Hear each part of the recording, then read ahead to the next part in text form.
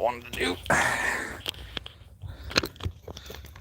Get this thing set up here. Kind of see where things are at. I'm going to have to move some stuff.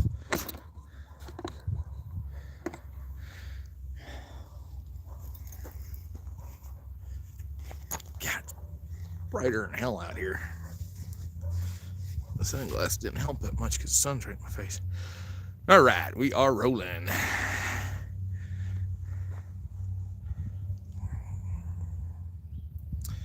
All right, give it a minute here, and then we will get rolling here, see if anybody pops in.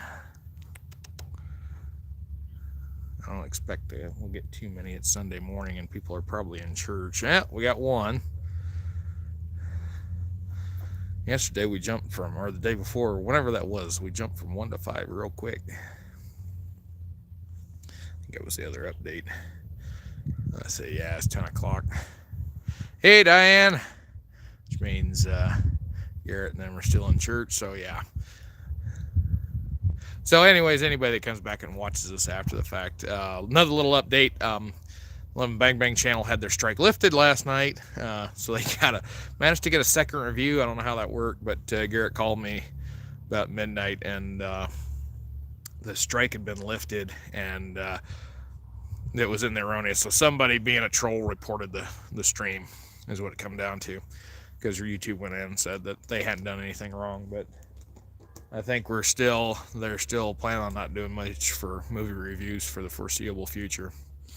And if you hear any noises in the background, I got 2 knucklehead dogs that are running around out here. You've probably seen them in the thumbnail.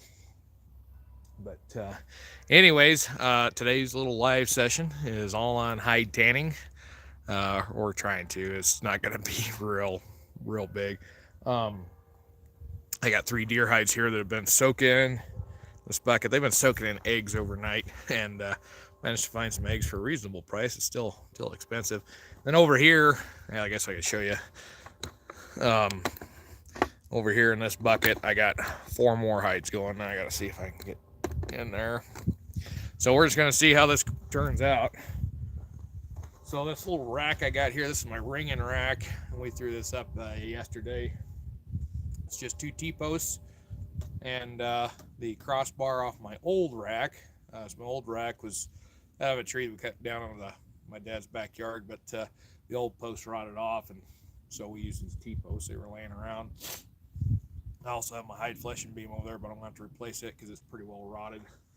But this is what I use for ringing. So after I get done scraping a hide, before I put it in the brains, it's usually pretty wet because I do a wet scrape, I'll ring it out on this till it's real dry and stiff, and then I'll throw it in the egg solution, and then it'll suck up the eggs a little bit better. I'm going to come over and read these chats right quick before I get dirty hands and start going. Duke, let's see, howdy Duke, is there any saloons in here? Well, we got bars, but not really a saloon. Out in Wyoming, I got a couple. Every town's got one, at least. Fort Laramie's got a nice little one in town there. It serves some pretty good food. So I'm not much of a drinker, especially going to a bar to drink. If I want to drink, I do it at home. But yeah, they got great food. And then there's another one over there in the town of Lingle where I was living. I won't say the name on there because it's a dirty name, but Corner Bar is a part of the name. Yeah, that one served really good food. And I like their Bloody Marys, but man alive, I can't imagine or stand paying damn near $12 for a Bloody Mary, but yeah, John, the only thing that I'm drinking is your last name.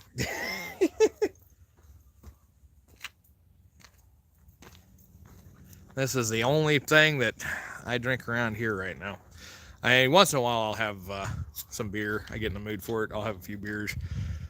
I really like my Hatch green chili wine. I love that stuff. Yeah, and used to be a mixed vodka drinker, but after I got sick on that about a year ago, I don't even do that anymore. So yeah, I'll have a little bit of Rainier, a little bit of wine, red green chili wine, and then yeah, good old American Coca-Cola.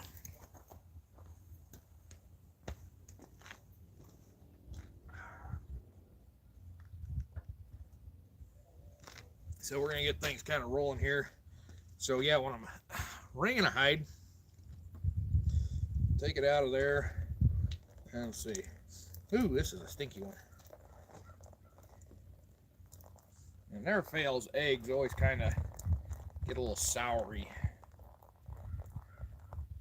But believe you me, they smell a lot better than the brains do. Then I want to put it over this thing long ways. And I think this hide's kind of one that I cut up because it was square. It's got a nice scar down the side that deer ran into something at some point in their life. Yeah, that's how I want it right there. So I'll throw it over the beam. I'm going to do enough that it will stay up by itself. And this one I should have scraped a little bit more. Ooh, I should have scraped it a lot more. It's got some epidermis layers on it. But once I get to dragging that across the beam, I can get most of that to come out. Let's see, I'm going to move this over a little bit.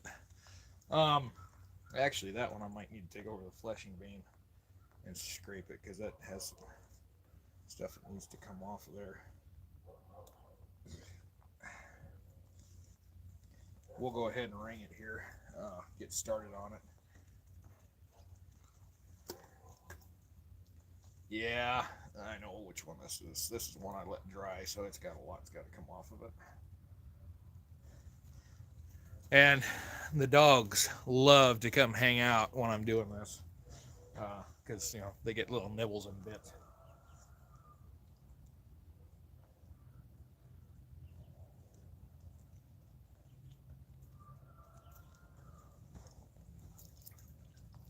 So yeah, once I get that draped over itself, like I said, I'll start with about a third on one side.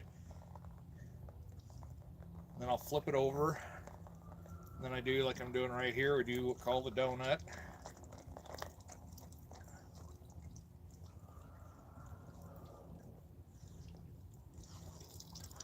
And these are pretty hydrated. Actually, I should have rung it by hand before I even hung it up, but I got a little bit ahead of myself. Because the one thing is if you don't wring it out enough before you hang it up, sometimes it'll slip in itself. And then you get to hang it up all over again. Then I just got a stick here. It's about 8 foot long or so, I guess. Or not 8 foot. Jesus, 4 foot. It's only got 6 foot. So it's 1 arm length from the center of my chest to the tip of my finger and then some. And I'm going to set that about even. We just start twisting this thing. Now I'm wanting to catch, because this is not the only ringing I will do. This will be wrung till it's dry or somewhat dry, and then thrown back in a solution. And that way it helps the brains penetrate through. Being this one I did get the epidermis all off of it. This one may not do very well. Like I said, I'm probably going to take it back over to the scraping bench and scrape it. But when I first start, I'm going gentle. Like I said, this has got quite a bit of moisture in it, so I don't want to get it to slip because then I'll have to tie it all back up again.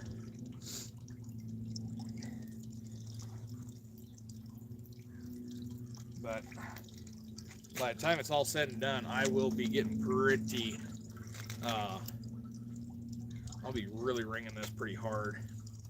And as you watch it, you'll notice there'll be little bubbles that start popping up through the hide. You want to see that. When you see that, you know you got all the membrane layers off. And then sometimes it'll squirt at you like that too. So yeah, one of the reasons I put my sunglasses on this morning, besides it being brighter than hell out here. You just want to pee all over me, don't you?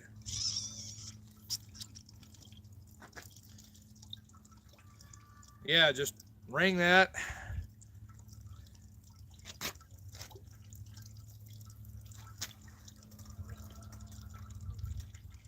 Then once I get this one wrung out, I'll throw it back in the eggs, and I'll take the next one out and ring it, and then throw it back in.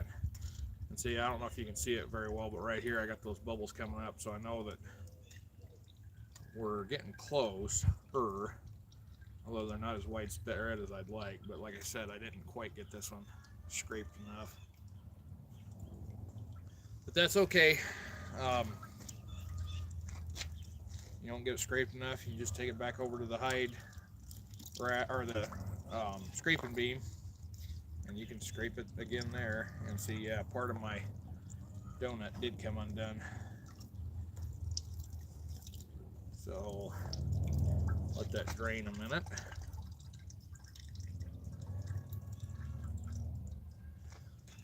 Then I'll go the other direction.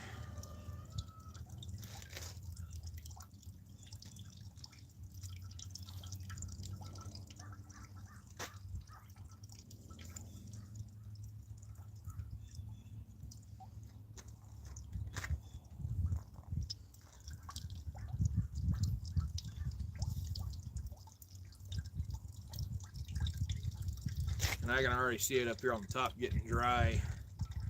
Start to see the fibers kind of separating themselves. Ah, you ornery son of a gun. You had to pee all over me. Could go put the apron on.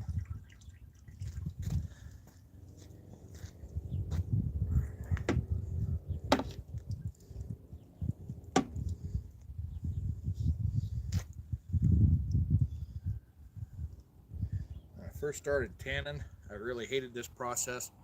It seemed like it took forever. But after I did one and I wrung it many times, and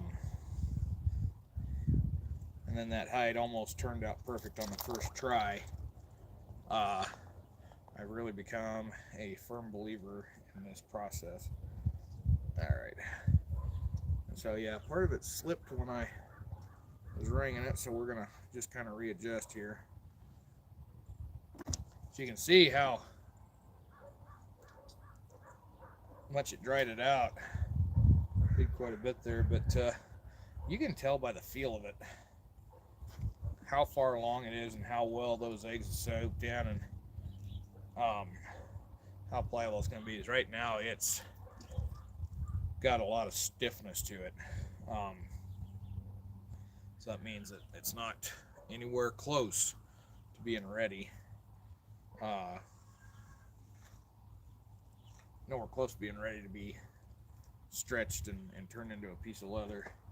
It takes quite a bit of this wringing process to help break that hide down. As much as you hate to re-wring them and re-wring them and re-wring them, all it is time consuming. It don't hurt to hide one bit. But yeah, if you don't do that step enough times, it just makes your life miserable.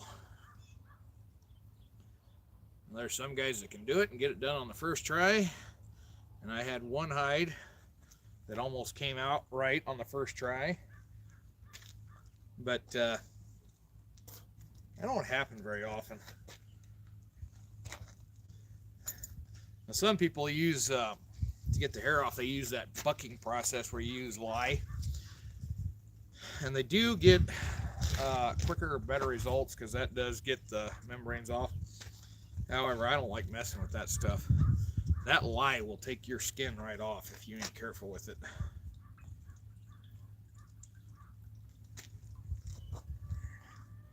And it's just an extra step that I have to do.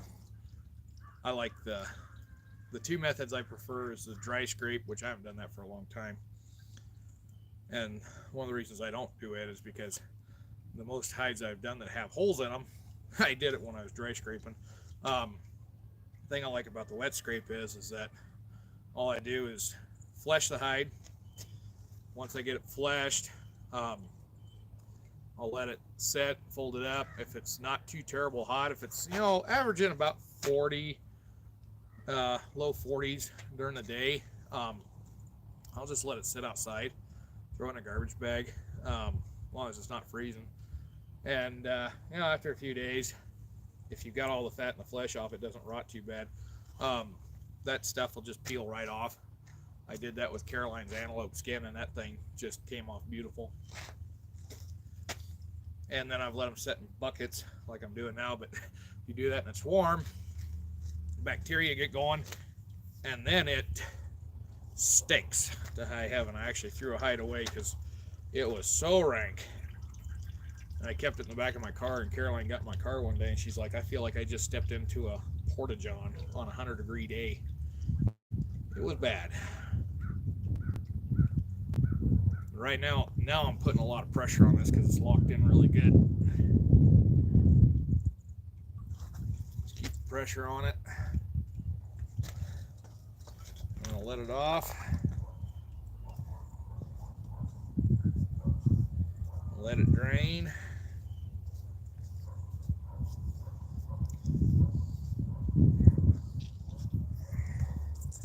Ooh, somebody's spraying weeds already. Jesus. February and I already smell weed killer being sprayed. Oh, no, it's probably that fertilizer tank over there. That's probably what I'm smelling.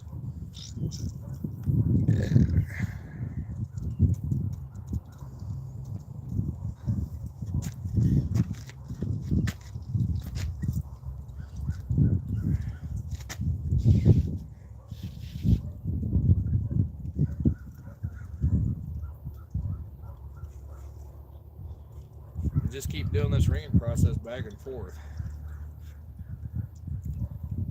And the crows have moved in too, so you can probably hear them in the background. There's all kinds of crows around.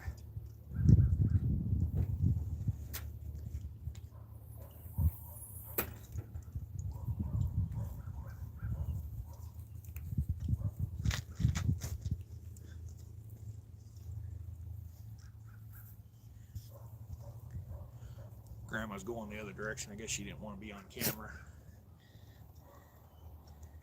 All right.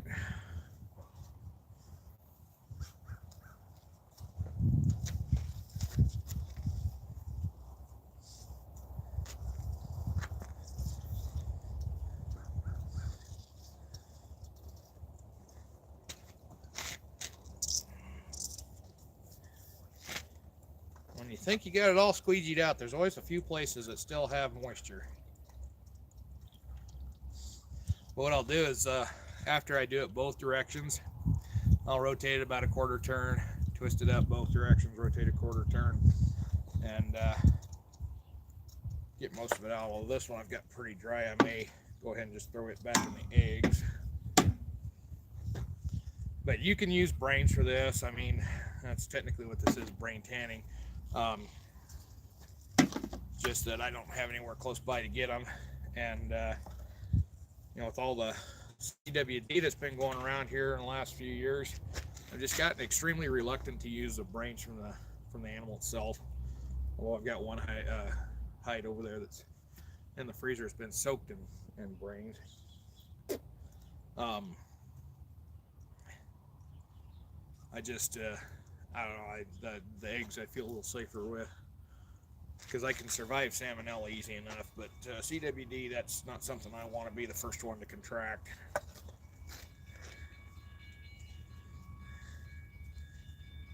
All right, I'll do one more here.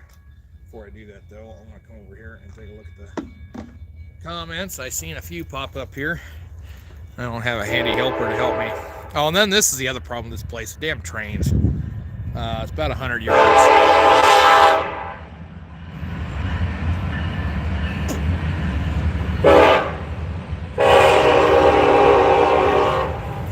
What's that Gus says in the Lonesome Dove movie? We hear you, we hear you. God darn it, we hear you. That's everything. Every time I hear these dadgum trains come through, that's the line I think of. All right.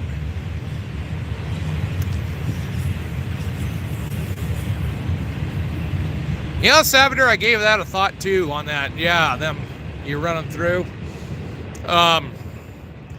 But I really don't want to mash the hide. Well, I guess I'm technically mashing the hide doing this, ain't I?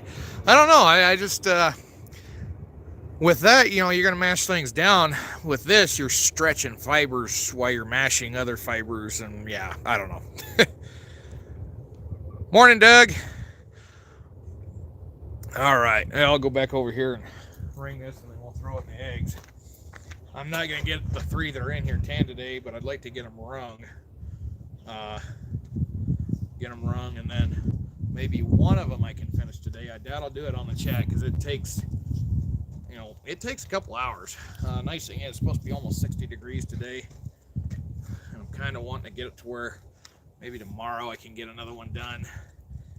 And then Tuesday get the last one here and the eggs done, because Wednesday the temperature drops and we're supposed to get anywhere from 6 to 10 inches of snow. We're getting an Albuquerque low.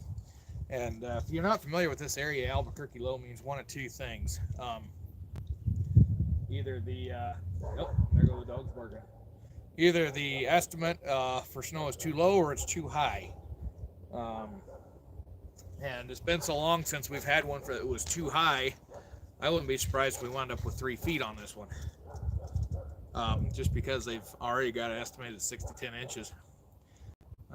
Last one I remember real well was December of 2006. We had an Albuquerque low, and they said 3 to 6 inches on that one. And the day before, and then all of a sudden the weatherman says, well, we don't know for sure, this could be a doozy. And when it was all said and done, here we had about 2.5 feet of snow on the ground. But the further east you got, the heavier it was. My mom was working in the town of La Junta, which is about half an hour away, 30 miles or so. That town there, they got 3 feet on the Kansas state line. It was 4 feet and then tapered off from there. So that epicenter was kind of along the Colorado-Kansas line on the Highway 50 corridor. But yeah, that was not a fun one. And then that one all got cleared out. Everything got opened back up, and exactly 1 week later, it did it again. Only that one was a little less severe. We only got 1.5 feet here. But then after that, until I think it was end of February, we had snow at least 5-6 inches every week. Every Friday it'd roll in, and so naturally we wouldn't get out of school, but our days off would get screwed up. All right, call this the last one here.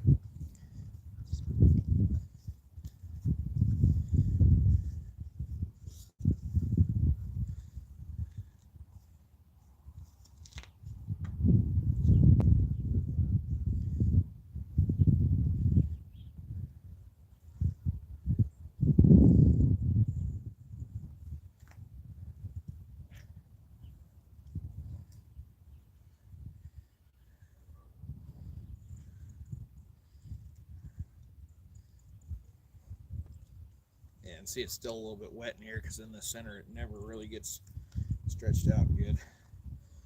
But get some extra hair off there. This one, yeah, I'll have to go back to the scraping beam for a little bit. I'll probably do that after the chat. I don't want to roll it out too much and stretch it out too much because it'll soak up better if you let it soak in the eggs. But anyway, I'll show you right quick on this what I was talking about earlier. When you pull on this at this stage it's at right now, it's really gummy. It's hasn't quite soaked up enough in there yet to be ready to do the final step. So this will go right back in the solution. Before I throw it in there though, I'm going to pull out the next one.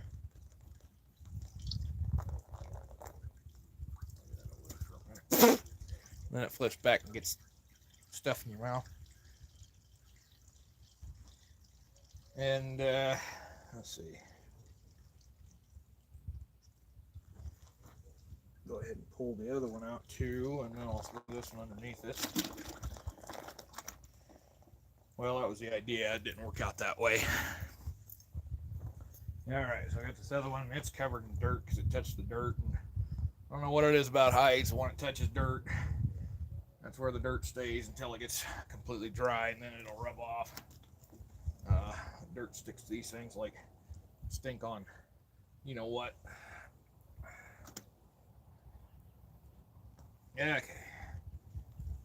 Oh, I was right the first time. Alright. Yep, I got one spot there. I got some epidermis on.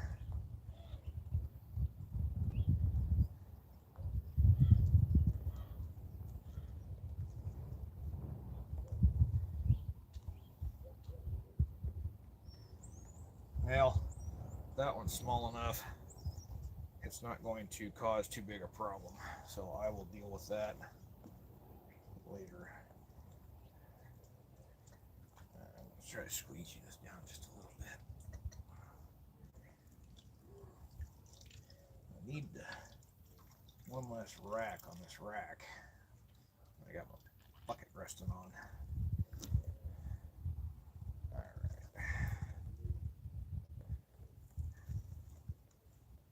When you're doing this ringing process, the wood crossbeam is almost a necessity, as it will grab a hold of that hide a little bit from the capillary action, and the wood grabs onto that moisture in the hide a little bit. This is one of the bigger mule deer bucks that my buddies, hunters from Texas, got. And oh, there's another spot, the couple spots I missed.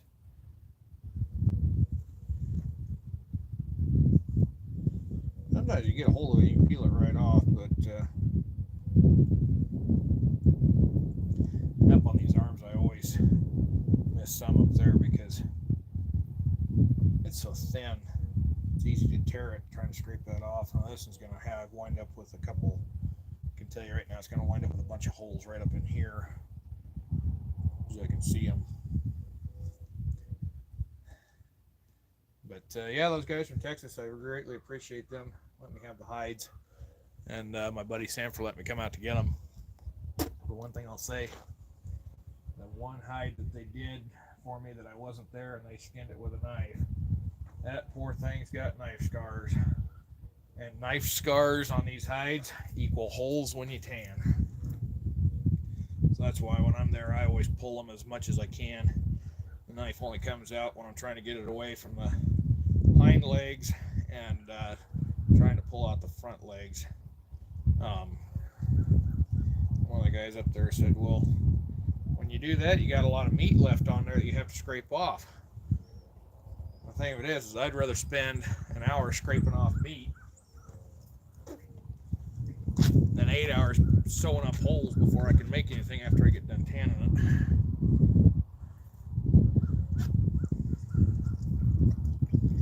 Yeah, it's gonna slip on me.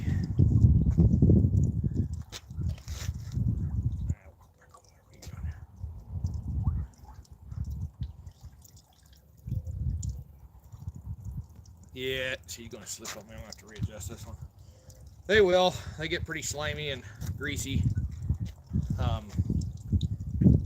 when they soak in there. So if you have to reset it, you just reset it. Ain't the end of the world. Yeah, this one's about to come undone.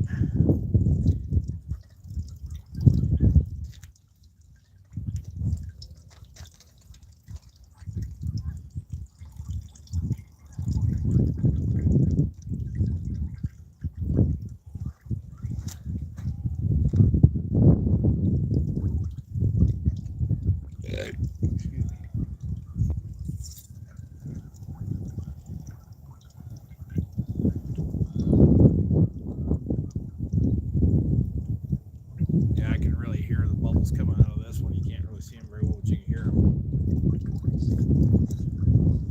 Oh, she's got to turn loose on here.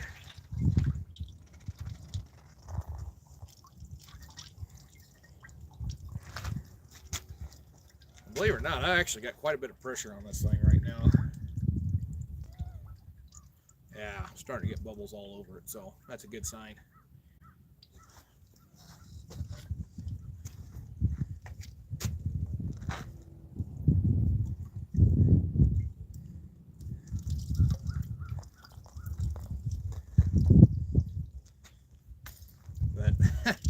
one hide I tried to do it in a rack.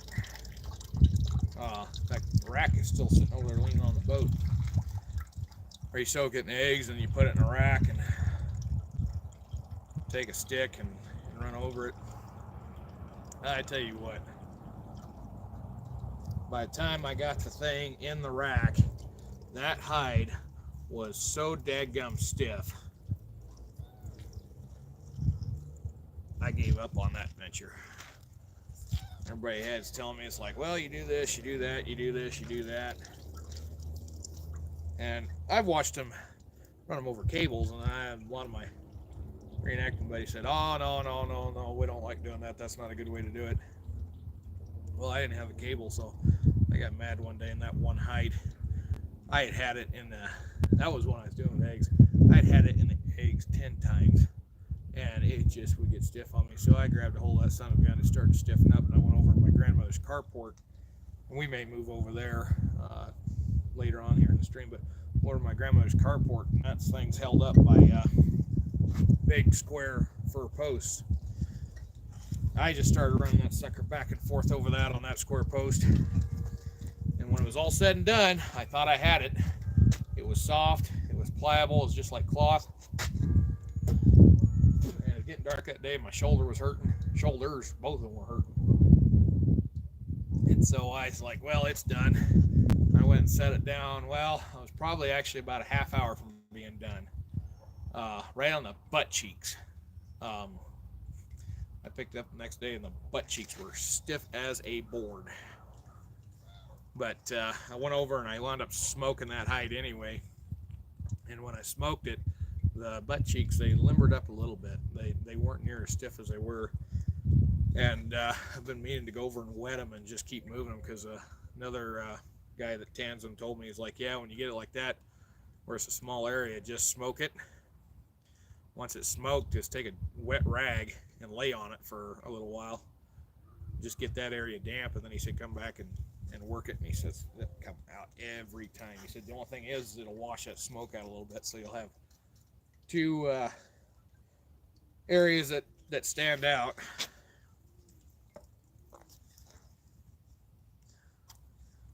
All right, I think this one is actually going to stay together for me.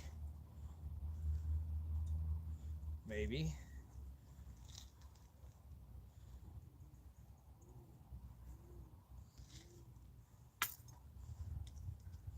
Oh, it did slip quite a bit. I may have to redo it here. But yeah, I'm going to do this probably about 4 or 5 times on each hide. So y'all want to stick through it. This might be a long session, or until my phone dies. I ain't got a charger out here.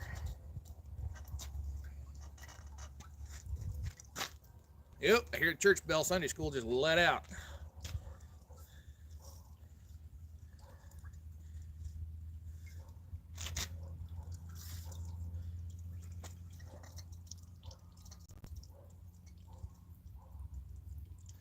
Hey, no, I just happen to have a thought to that church bell. If I get back out there with 11 Bang Bang Boys, we might have to do the scene with Bolivar hitting the church bell. It means they got a bell there pretty close to home.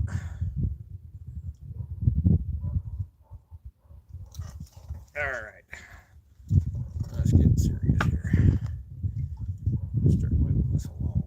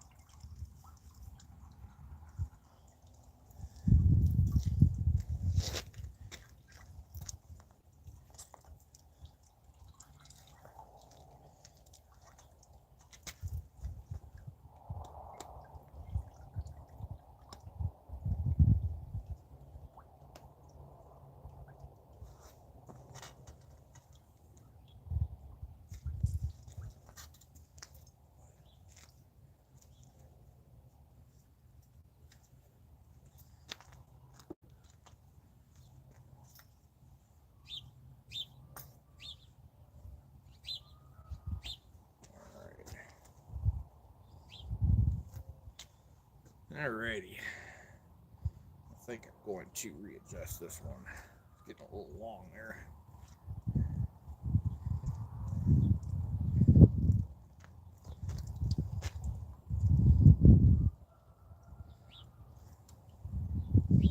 Actually, it wasn't that bad.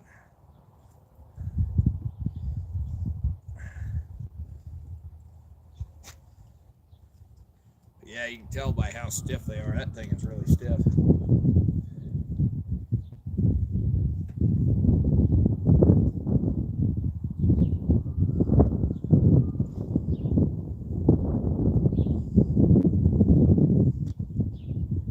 Yeah, you know what? I think I'll just go ahead and throw this back in the eggs. Alright, get number 3 out here.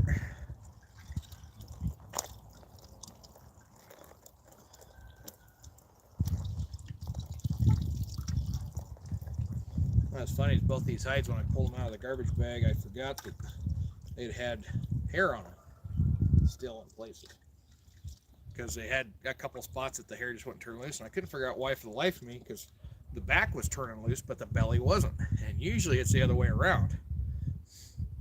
Yeah, I got to think about it last night.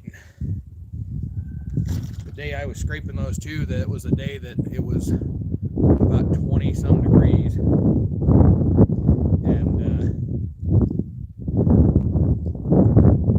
what happened is they froze on me. And hides just don't scrape when they're froze.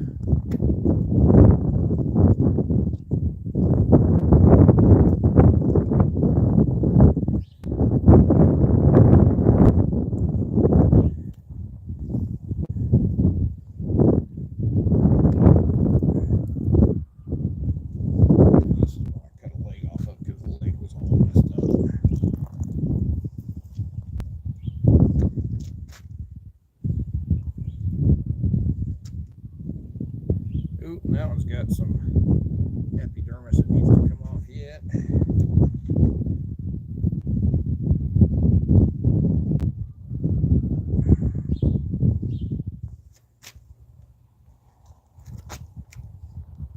Yeah, that's the one that I grabbed. Got too carried away with the draw knife too, and I poked a big hole in it. Alright.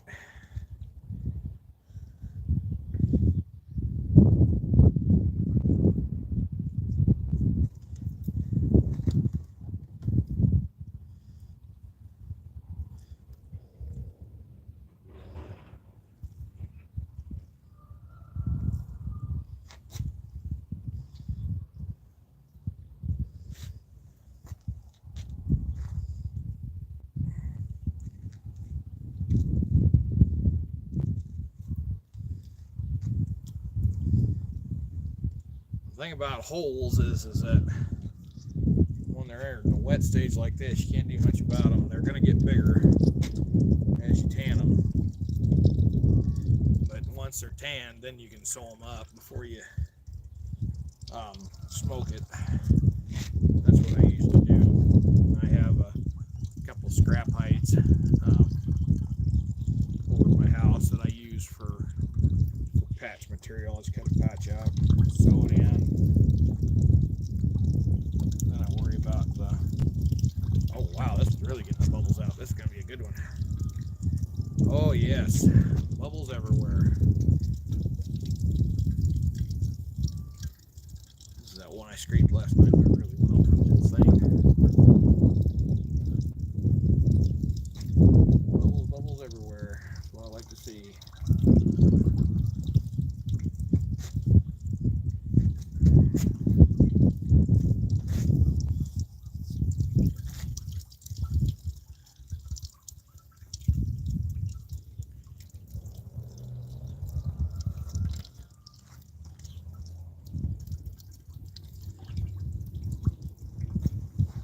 Oh, I got a bunch of chats I got to read here.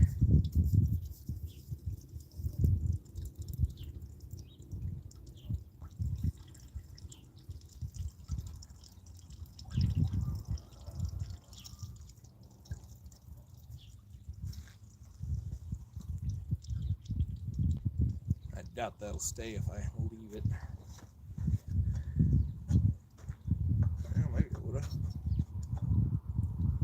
hit me in the face. Let that sit there and I'll come over and read some chats. Oh, hey, I guess there's only 2 that I missed. Okay. Whoops. I kicked the tripod and messed it all up again. Okay, here we go. Air fluff setting and a dryer work. Yeah, I could see that, but the one thing on that Saturday is the one guy always told me, he's like, yeah, you really got to do this process just to get those fibers start slipping.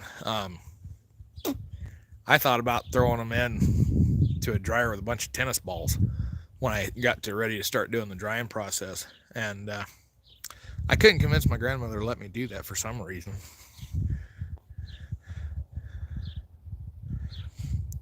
Doug, yeah, sewing up the knife holes, it's hard to do it before you tan it. I've tried to do that, and I can't get a needle to go through these hides when they're wet. And if you let them dry to rawhide, and then those seams will tear out pretty easy. So I just tan it. A hole like this will turn into a hole, up to like that sometimes. But I can sew that hole or patch that hole pretty easy. The only thing I don't like about the holes is like on the inside rim of that hole, it gets stiff, so I'll end up cutting that out and makes it even bigger. But it's the easiest way. Now, smaller holes, that are tiny, actually what you can do with them is you cut the knife, so instead of being a round hole, it's more like an eyeball, a long thin eyeball, and then you just sew that back to itself, and it makes a beautiful seam. I've done that a couple times too.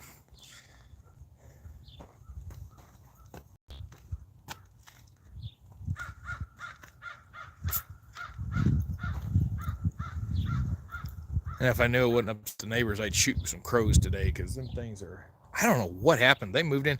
I come back home and at Christmas, and there was millions of them. I mean, they will darken the sky for a couple hours when they get to moving around town here. Of course, they've thinned out here in the last week or so, but my goodness, they are thick this year.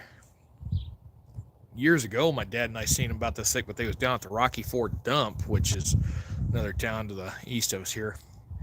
There's a county dump out south there, and there's a little pond where we was jump shooting ducks and geese on it. And there's all kinds of crows over there, but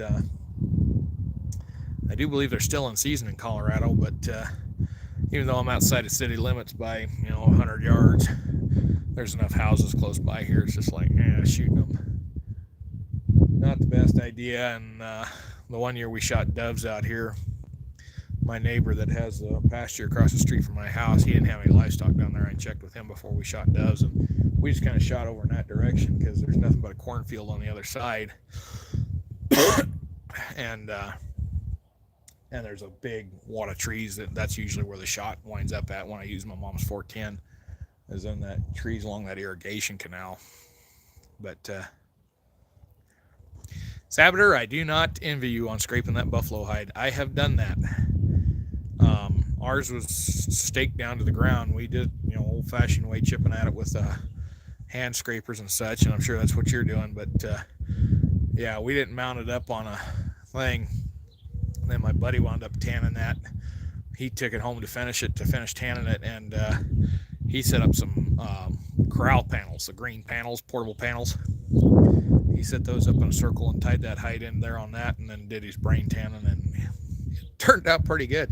Got a good picture of him out there taking a nap in the middle of it because he got tired, and so he just laid down in the middle of it and took a nap.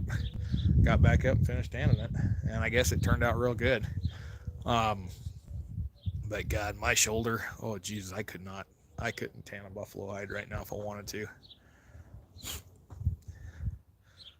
Yeah, Sabater, and I thought about doing a frame for elk and stuff too, but that frame tanning, I haven't got along with that just yet. I can do all right with a dry scrape, but tanning them inside the frame, I'm just not that talented. All right, this thing's about quit dripping, so we'll do some more ringing on it here.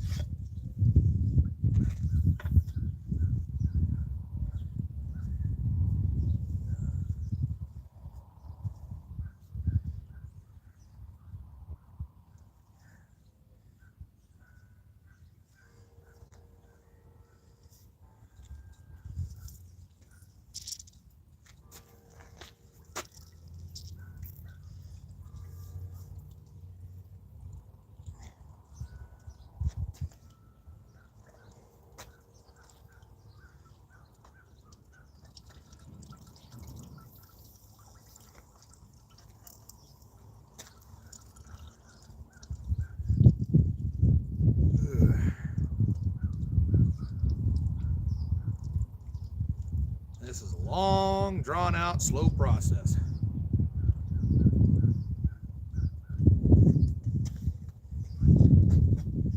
I just realized I'm only on the first one on all three of these. I gotta go at least 3 more times on each one.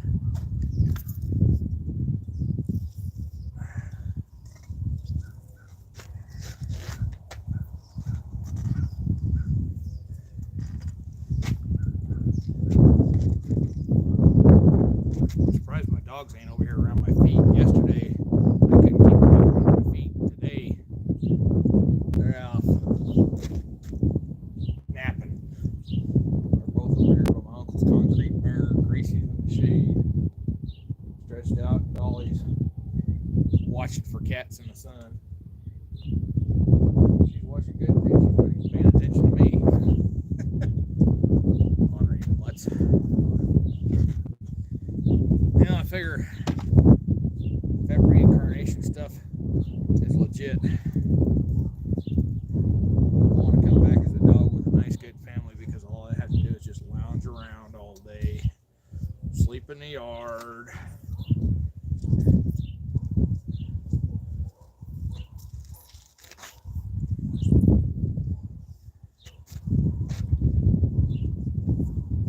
Not have to do much of anything.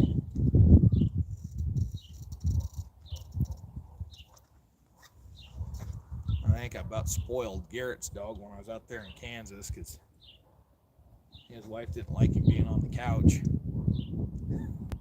And one day I went in there and he wanted to be petted, so I picked him up, put him in my lap, and boy, he was in high heaven there. Got his head scratched, got to be on the couch, got to snuggle up.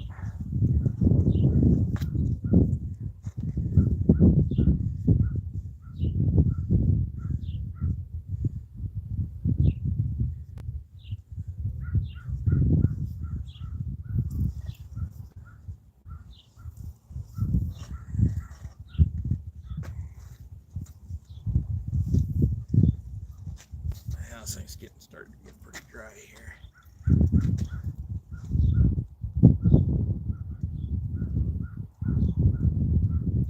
One buddy of mine, he'd get a long shovel handle, barely put it through, probably as long as this whole stick is. Well, he'd get on that thing and he'd be wailing on it. I thought about doing that with these, but my this stick ain't strong enough, and I don't think this setup's strong enough for me to really get torquing on them, and I don't like to torque on them until I'm about 3rd or 4th one. Things start to slip. All right, one more here.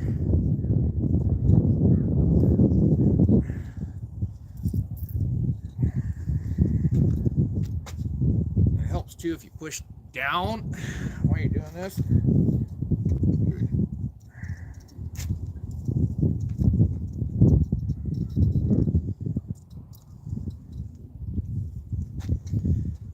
That'll help get some of the moisture out.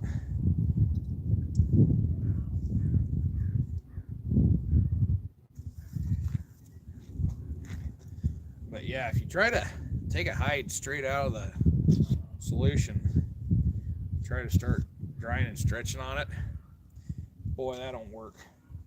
You'll be there forever. This ringing process is a time-saving process in a lot of ways. It takes time, but it saves a lot of time in the end. It's the most boring process of the whole process.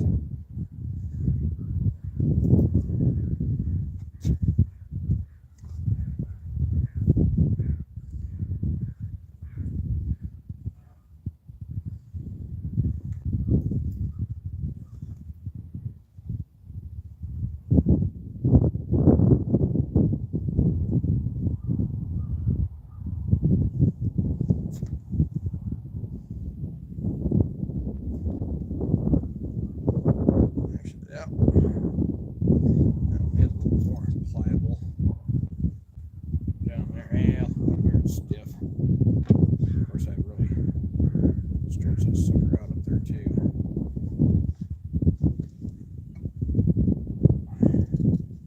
Probably should have stretched it before I put it in back in the eggs, but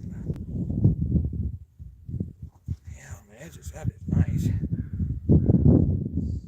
And you know that you got it wrong enough for stretching when you get to that step. When you start to pull it, it goes from being somewhat transparent, translucent, to starting to turn white.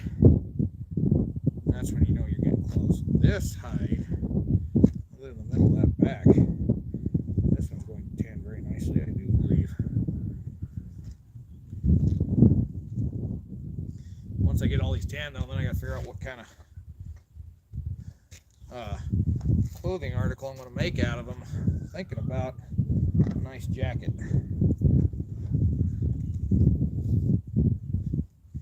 Yeah, I think it's a little stiff on that side.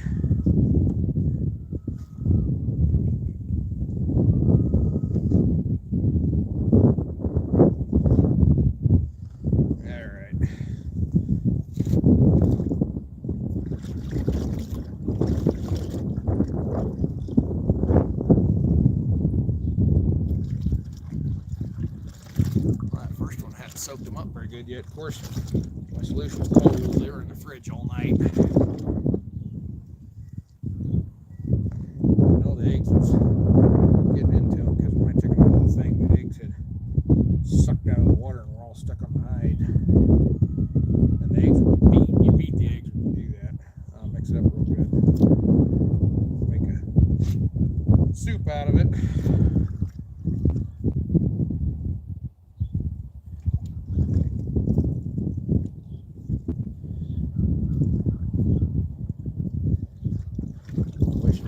Time to warm the water up.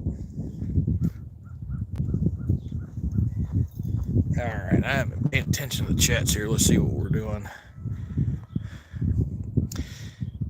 Hey Todd, I'm probably going to be down here till about the end of March, 1st of April, somewhere in there. So yeah, I'll be here for a little while.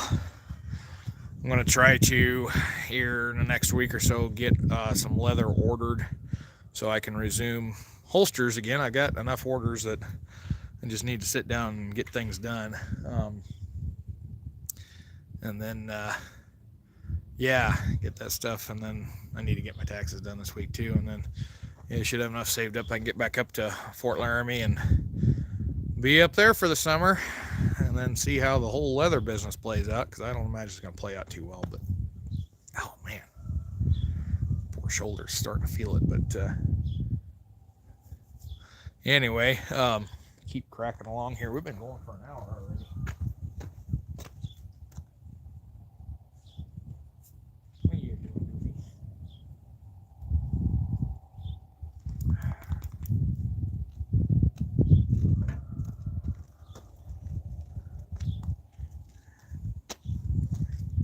Yeah, you like to smell that, don't you? And my poor dog, poor thing was abused when she was little, so anytime I pick up a stick, she kind of shies away. Although she didn't shy away that time as much as she does before. And then Gracie, anytime I got anything in my hand, she thinks I'm gonna whack her with it. Amazing how long that stays with them after they've been, you know, treated nicely for a long time, and they still get skittish around things.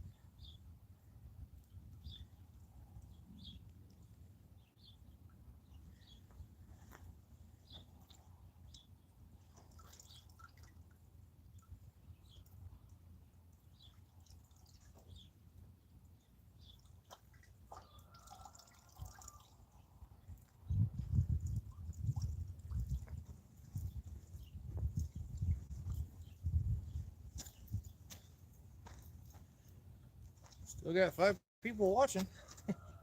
Guess we'll go until we got 0. Yeah, I didn't get this one overlap real tight, so this one might slip on me.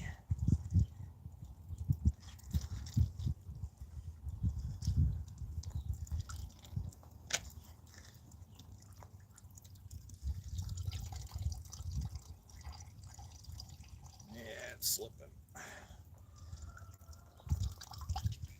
This is the first one, time 2 on the first one. Yeah, it's just about to come undone on me. It's alright, see how much I can get out of this right quick. I'll slip the next time.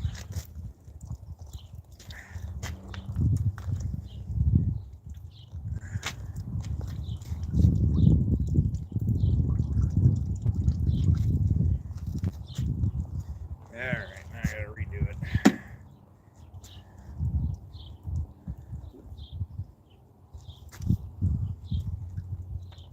Used to have a stick for this, a little bit heavier than that one, but it had a nice curve on the end of it. And had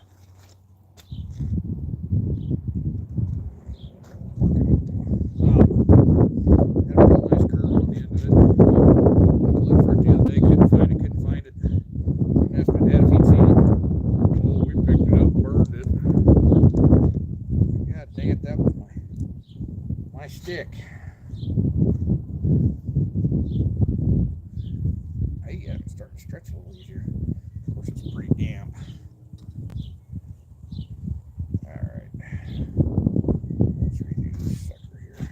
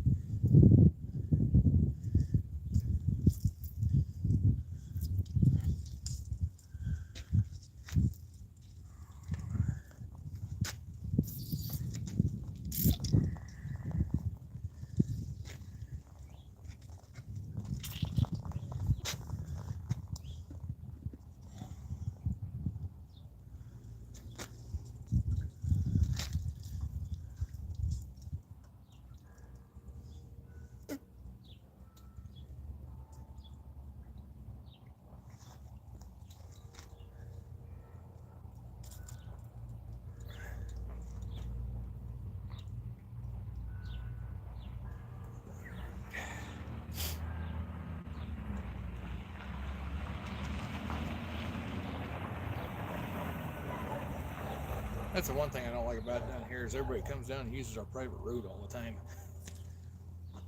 But the county saw fit to annex it, even though it was a private road for this house to have access. The county annexed it, came in, paved it, told us that there's nothing we could do about it. They'd already paved it; it was theirs.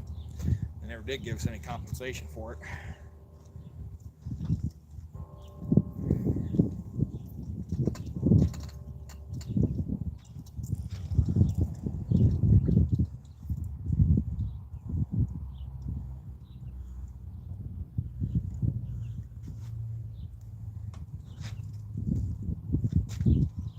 But the other problem is that the road's in real bad shape. They'll come in and pave it, but They won't do any other maintenance on it. They never plow it.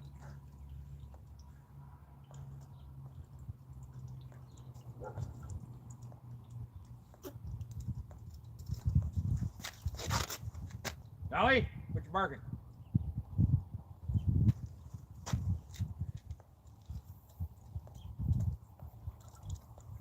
Yeah, this is really starting to put the air bubbles out, so I think it's starting to get there.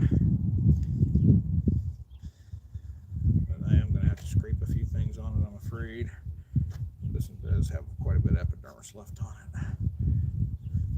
Back this way one more time. Rotated.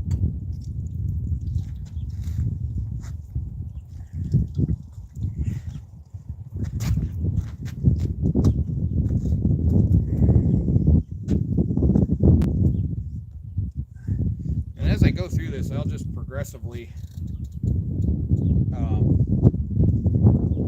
work it harder as I go along. See if I've had any chats pop up here. No, nothing. But yeah, it's just a long, drawn-out, arduous process. So, anyways, I'll probably keep this chat going here for another half hour, and then might shut it down from there. Should be about lunchtime then, anyway. Yeah, getting pretty close. And then, yeah, maybe this afternoon I'll come back and see how far they are, if they've got to soak longer. The other thing on the agenda today is these that are sitting over here in this water. I put them in there yesterday afternoon. I'm going to dump the water off, see if they're pliable enough that I can get them further down in there and put water back on them. And that's where they're going to sit for about 3, 4, 5 days. Actually, maybe longer. If it gets cold, I'll just leave them in there. If it freezes up a little bit, it ain't going to hurt nothing. If it gets too cold, I may move them inside so that they don't freeze up too bad. But just let them sit there and just kind of retch a little bit. So yeah, that process, the process of using lye ash to get the hide off, that's bucking. The process of just letting it naturally rot off is called retching, and I prefer to do the retching. And I think that's the reason it gets its name, is because it smells so bad you retch your guts as you work on it. But I got a lot of work cut out ahead of me. There's one hide in there. I don't know how it's going to turn out, and that's one of the reasons I want to pull that thing today and unfold it. It's a whitetail from South Dakota, and it was salted. I scraped it, I salted it, rolled it up, and I threw it over here in the shed for, it's probably 2016, 2017 that I brought that home. And I know it's got knife scars all over it, but I don't know. It didn't look like the bugs had been in it, being as I'd salted it. But I don't know what conditions it's going to be in. Down there at Bent's Fort, we had a hide that sat for 3 years in the back room that had been scraped and dried and just sit like that. And I went to tan it, and as I was wringing it, it just fell apart. And you could sit there and you'd have it nice and tan, just about to get done, and it would just dissolve in your hands. So that hide may be shot. What are you doing, Dolly? Silly pups making her patrols.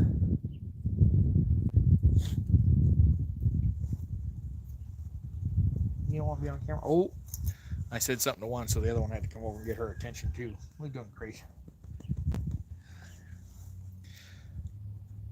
All right, I better get back with it here.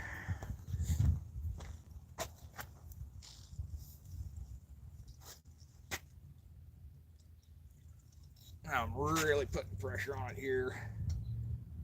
Big thing, I don't want to put too much pressure. I don't want to break my stick, because I don't have to go find another stick. Actually, it wouldn't be that hard. My dad cut another tree down out of his yard here not too long ago, and the trees we're cutting out are elm trees. They are weeds to us, along with hackberries. My grandmother has a big hackberry tree that you probably can't see. It's over off to the side here. She's actually got 2 big hackberry trees. And we're always pulling the hackberries out of everything, cutting them out of everything. But over at Dad's, he's got elms. And there's one big one in his backyard that we cut that sucker down It was about dead. It came back up from the root, and then nobody ever did anything with it. So it's like 7 trees, probably 5-6 inches in diameter, just all grown up together, 7 or 8 of them. No, that one big root. And then the one that I got this out of is one that's been growing next to Dad's house, and we have fought that thing for 10 years or longer, cutting that thing out, putting poison on it. Keeps coming back. Dad finally cut it out, and I went over there and I cut down into the root ball. And I poured a bunch of Epsom salt down on those cuts. I made a bunch of cross hatches with a chainsaw down that root ball, and filled it with Epsom salt, and put some water on it. So I'm hoping this time of the year as things start to green up, because it was already starting to put off buds. It'll suck that salt up in there and kill the tree finally.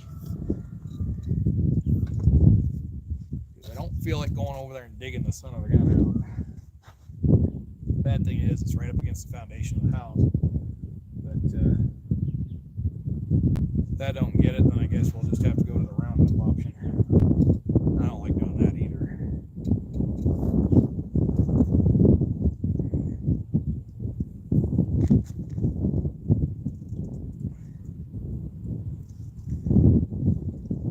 All right, well.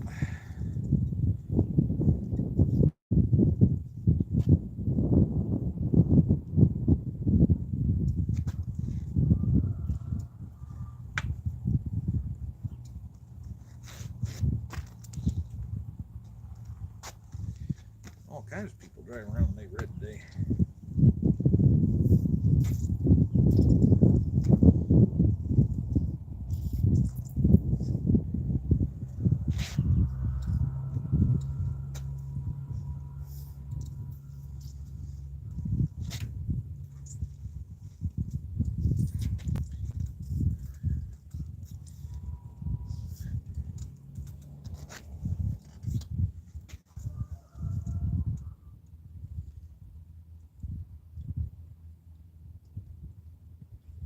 But on a cool, nice, warm day like this, about 50 degrees, that's a perfect time to do these hides. They don't dry out too fast on you. They dry out about just the right rate. And I found when you do it in the 40-degree area, they don't dry that fast. If you do it above 50 degrees too much, unless you got a good shady area, they dry out too fast. They get dry before you can get them good and soft. So today's weather is just about perfect.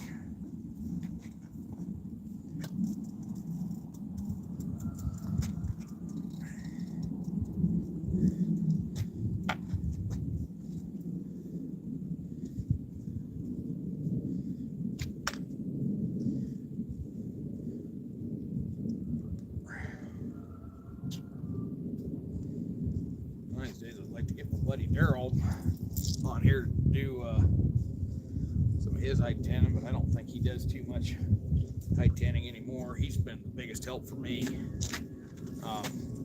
He used to volunteer down at Bennett State Mountain and stuff. We got a lot of water out of that one.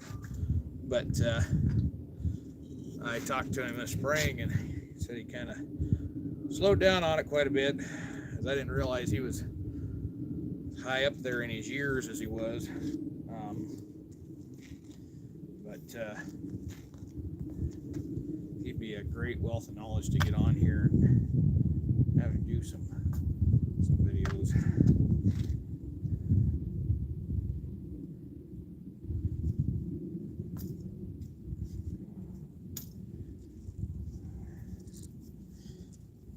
And Salvador, it'd be fun to get you on here too and have you do a buffalo robe if you're still watching.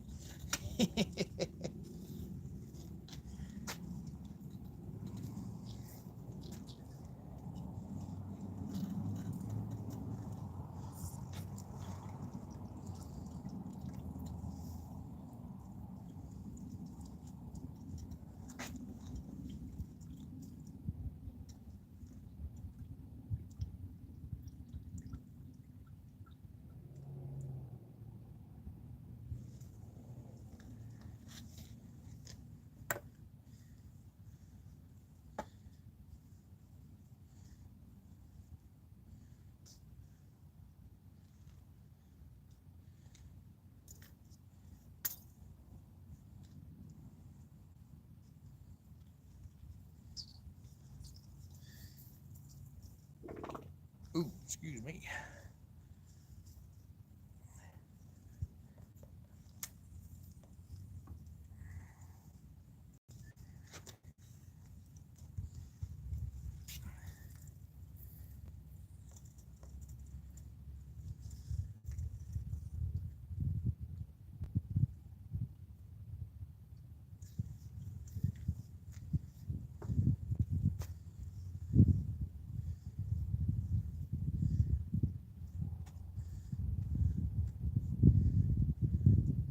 All right.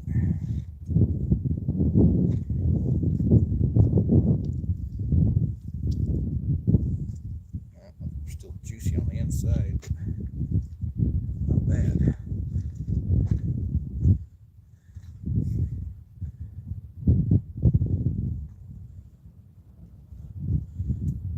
Not bad at all. Whoops.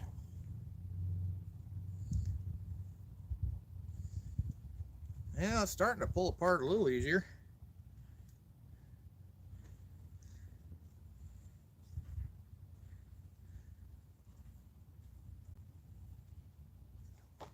Getting there.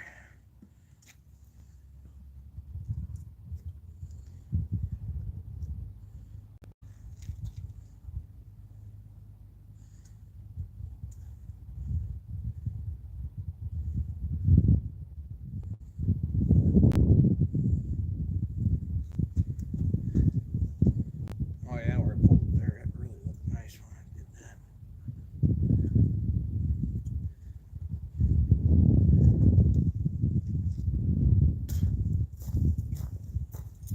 Oh, here on this other side and see how that's doing.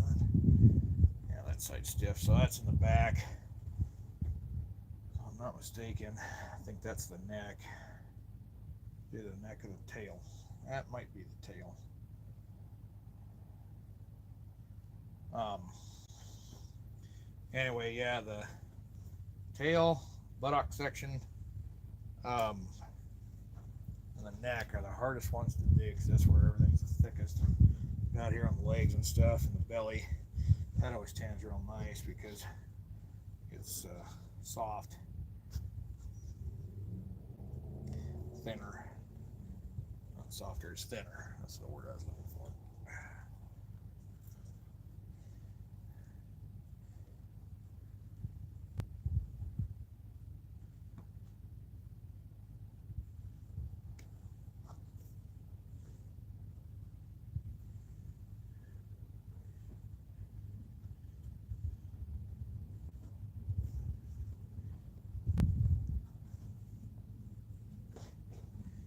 Yeah, that one's starting to do real nice. A couple more on it, and it'll be just about ready to go. You still have a couple spots where I got to get the epidermis off, but most spots are thin enough it may come off when I start running it over the board. Right here, that's a stiff spot.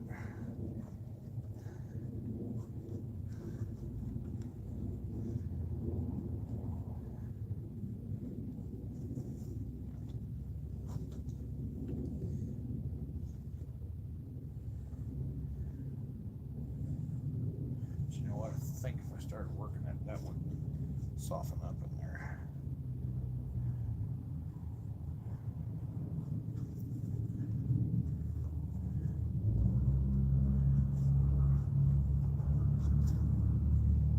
All right, well, anyway, it's going to go back into the solution.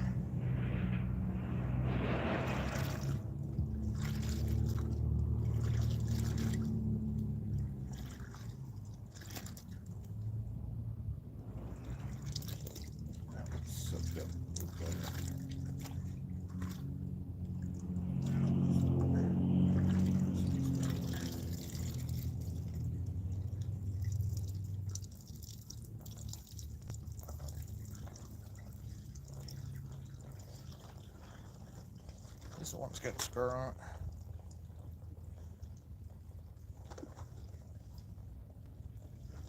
No, it is not. That's not the first one. Oh well. They'll all get worked about the same anyway.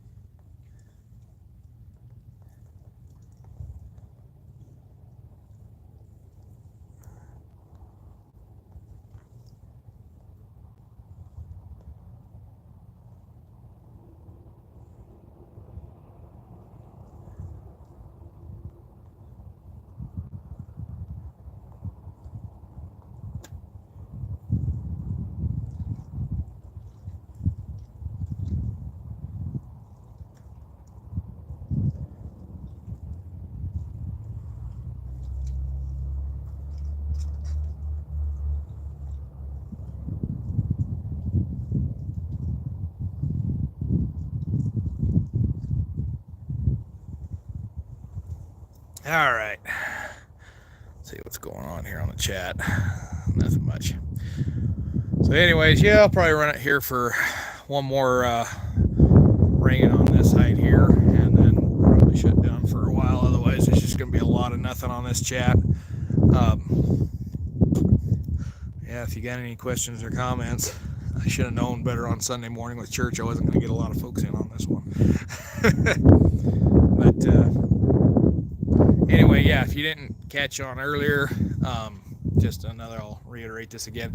11 Bang Bang Boys did get their channel strike lifted, so they're squared away. And pretty much what it came down to is there was somebody on there that made reported them, and YouTube reviewed it a second time and said they had done nothing wrong. So it may happen here on this channel. We'll see, but there's people out there that don't like what we do, and they'll do what they can to get rid of us, even though we do everything we can to go by the rules and do things right. Lemon Bang Bang Boys, they've been doing everything right over there on their end.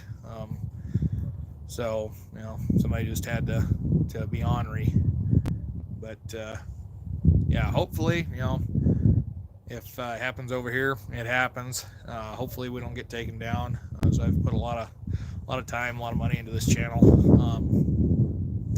But at the end of the day, if we do, it's one of those things that if I was to come back, I would probably do things a lot differently.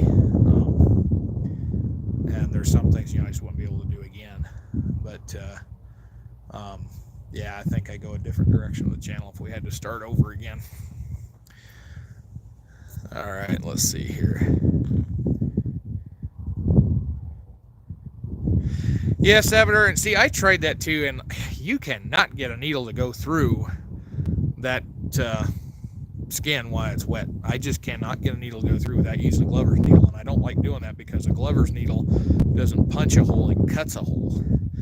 And so when I get to stretching on that, drying that, a cut is just going to tear out, so that hole's just going to get bigger with that.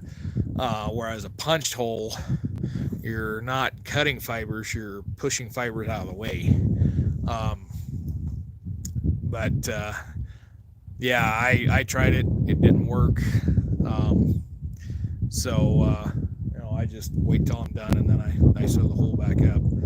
Like I said, the hole gets bigger. But and they don't look bad. When you're sewing things, if you have to sew it, you try to put that patch knot on an edge, and I've not been able to avoid that. But yeah, I've got one deer hide that is smoked and tan, spray tan, that's still sitting over there. Actually sitting here at my uncle's house that I haven't cut up yet, because it was one of the few that I got to turn out perfect. And then I got another one in there. It had a few holes in it, but it turned out real good. And then I got two that I did, and they were just about perfect. And then we was in a burn ban here, and I wasn't able to smoke them, and the bugs got to them. So if you're not familiar with the process of how the HydroTan way back in the day, they use brains, just doing what I'm doing here. But after that, depending on what it was going to be used for, a lot of times they were smoked, and this is a native thing, and the mountain men do it as well. And that smoke does two things. It helps waterproof that, because these hides, even though I'm calling this tanning, it's really not tanning, we're dressing the hide. Actual tanning is a chemical alteration, so it's chemically changing that skin to leather, which cannot be reversed. Whereas with this, I get done with this, I get the eggs, it's like cloth.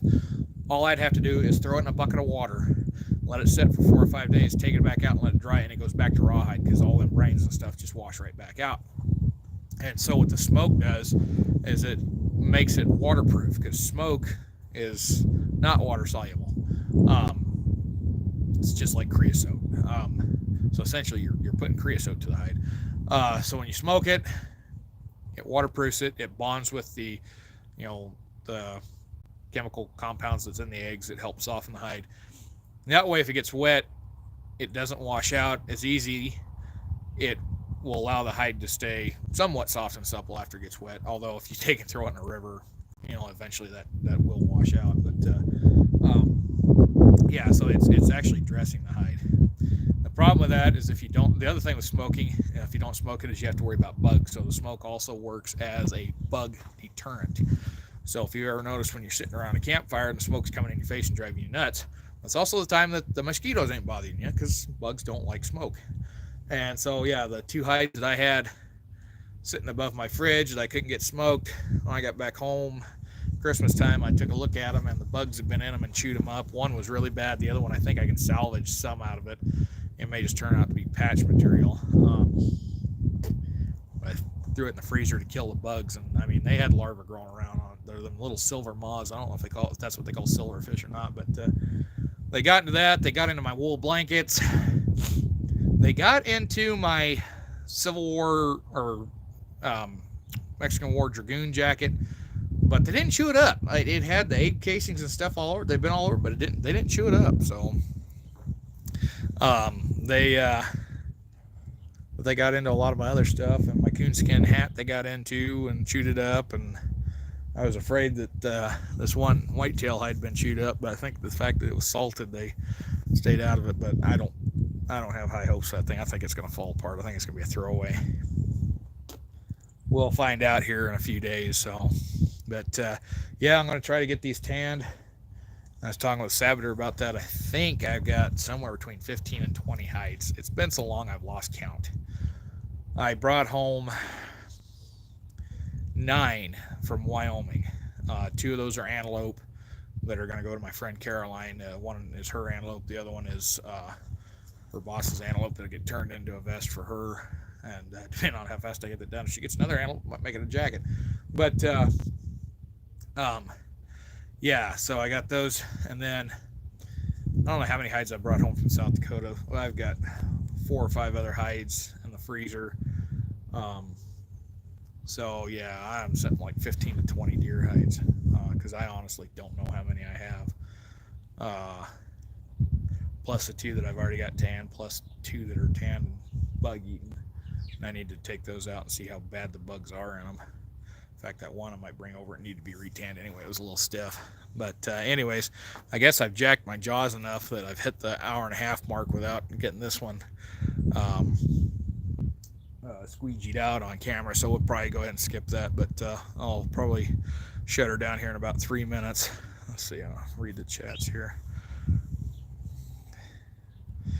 Yeah, Sabater, that's the other thing. So when I go to smoking a hide, I've got a system set up. So right behind me, you can see right there onto that frame, we got a little fire pit. And over here, somewhere, I got an old grain hopper, because my family used to raise pigs. My grandparents did. And Grandpa had a system set up to where he'd crack the corn every morning when he go to feed them. He'd just throw corn out of the corn crib, crack it, feed the pigs. And all that thing, that corn cracker is long gone. I mean, the equipment's still sitting over there, but it's all froze up and locked up. It'll never run again. But he had a big grain hopper on that. We took that grain hopper and found out if you turn it upside down, and we had to take one of the spouts off the side. You turn it upside down, and I'll be dadgumped if it doesn't fit perfect in that fire pit.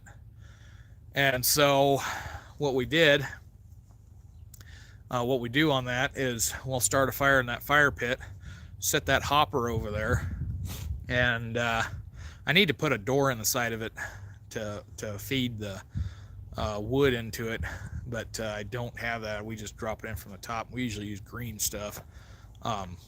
Apple smoked deer hides smell a lot better than cottonwood smoked deer hides. I can guarantee you that. But it smells like Texas barbecue when I get done.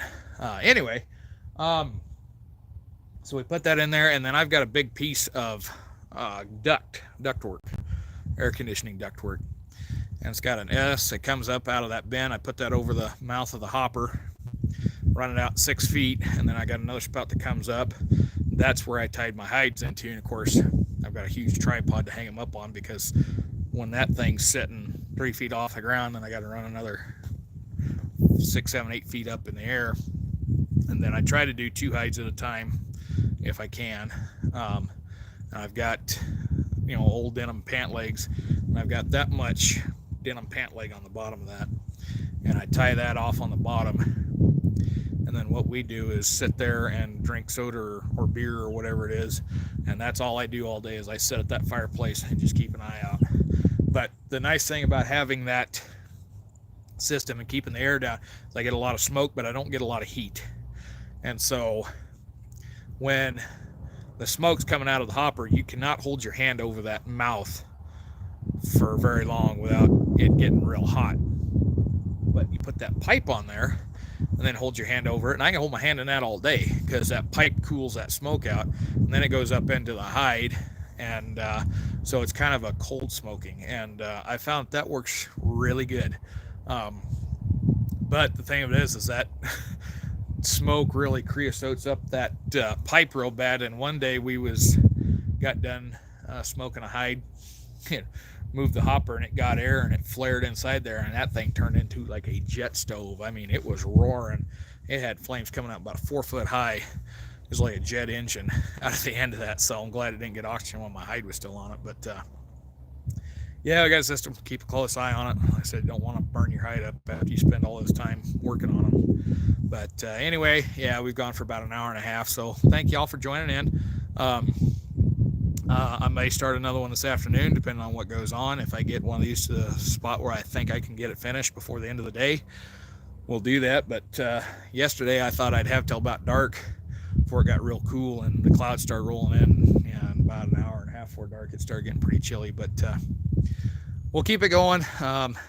See how my shoulder plays out. The nice thing is, though, at this point, if I had to, I can just put these in a Ziploc bag, throw them in the refrigerator or the freezer, and they can stay there until I can get a chance to work on them. So anyway, thanks y'all for joining on. And if we don't do one this afternoon on this, we'll do one in the future, and maybe we can do a chat while we're smoking some hides at some point. But I think I'm going to wait on a day for that until we can make sure we can get the pump turned on and all the hoses cleared of ice. That way, if I do have a fire, all this brown stuff out here, we found out that burns real good. Because just across this fence right here, you can kind of see some of that is my garden area. Actually, it's behind this tree. Anyway, I decided that I was going to burn off the old Bermuda grass after I'd sprayed it with Roundup. And that day there wasn't a breeze. Wasn't a breeze at all. I took the burner, I went around because I was doing a square, and I started the fire on all 4 sides of the square to let it burn into the center, and it was burning into the center real nice. And all of a sudden we got a nice little gust of wind that come out from the west, and come out of the north, and just sit that right over and burned into my uncle's yard here. And we never got the pump started in time to put this son of a gun out, but we got it put out. But yeah, that Bermuda grass, it burns when it burns. But anyway, thank you all for joining on. Be sure to stay tuned. We got plenty of shorts coming out over the next few days. If you haven't checked those out already, highly recommend you go take a look at it. I think the 1860 Army ones dropped this morning. Tomorrow I think we start the pocket models will start popping up, and of course there's several book reviews that are going to be popping up there too as well. So y'all stay safe, stay tuned, subscribe,